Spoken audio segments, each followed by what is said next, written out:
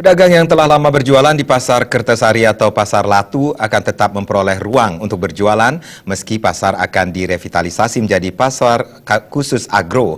Demikian diungkapkan Direktur PD Pasar Badung, Made Sutarme. Revitalisasi Pasar Latu menjadi pasar khusus yakni pasar agro mendapat sambutan positif dari para pedagang. Dengan revitalisasi ini diharapkan Pasar Kertasari atau biasa disebut Pasar Latu dapat kembali bergairah. Namun di sisi lain mereka khawatir setelah direvitalisasi, pedagang non-agro tidak akan mendapat tempat untuk kembali berjualan.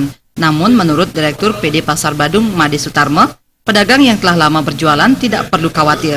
Meski nanti Pasar Latu menjadi pasar agro, pedagang lama non-agro akan tetap diberikan ruang dengan segmentasi sesuai yang dijual. Fasilitasi, apalagi mereka sudah dari dulu berjualan di sana. Justru kita ingin bagaimana pasar itu berubah menjadi produktif, dari yang tidak produktif menjadi produktif kan gitu. Dari yang membelakangi jalan menjadi menghadap jalan, dari yang tidak prospektif menjadi prospektif kan gitu. Itu ide kita. Bukan berarti kita menutup orang dia berjualan baju gitu misalnya, atau ada beberapa yang berjualan jasa. Ya kita sediakan nanti.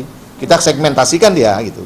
Kalau pedagang buah dia mengelompoknya di blok mana kan begitu. Pedagang sayur blok mana. Pedagang beras di blok mana, kemudian jasa di blok mana, kan begitu ada. Made Sutarme menambahkan setelah direvitalisasi nanti, PD Pasar Badung juga akan menambah potensi pasar dengan berbagai produk hingga makanan siap saji. Jenny dan Yudi Partana, Bali TV.